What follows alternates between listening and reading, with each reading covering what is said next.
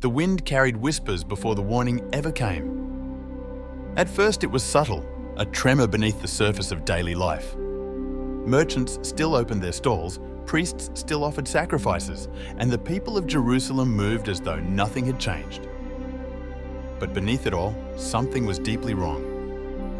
The city was sick, and no one wanted to admit it. A voice cried out in the streets, urgent, unrelenting. "Flee for safety! Danger is coming from the north!" But the people hesitated. This was Jerusalem, the chosen city. Surely nothing could truly destroy it, right? Yet the prophet saw what others refused to see. An army was forming in the distance, vast and merciless, like a storm gathering beyond the hills. Its warriors were hardened, disciplined, and without pity. They would not negotiate. They would not hesitate.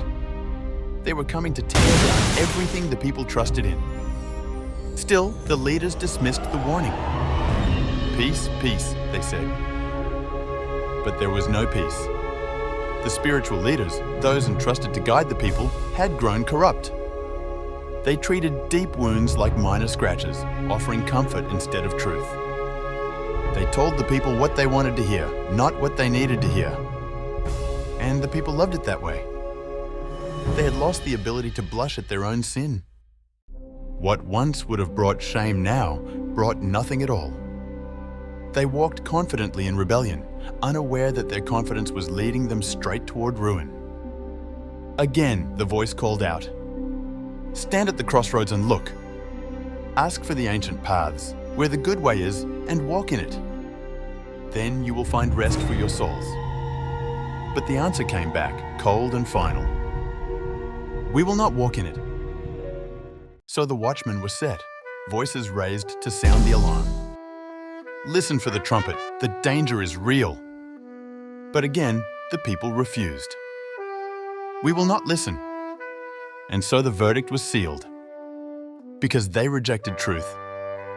Because they ignored correction. Because they chose comfort over repentance.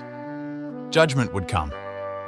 Not as a random disaster, but as the consequence of a hardened heart. Even their offerings, once meaningful, had become empty. Their rituals meant nothing because their hearts were far from God. What they brought with their hands could not cover what they refused to surrender within. The invading force would sweep through like fire through dry fields. Nothing would stop it. Not wealth, not status, not tradition.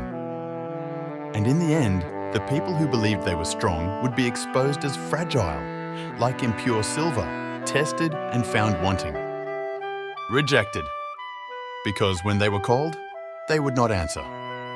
And when they were warned, they would not listen. The tragedy of Jerusalem was not that they didn't hear the truth. It's that they heard it and turned away.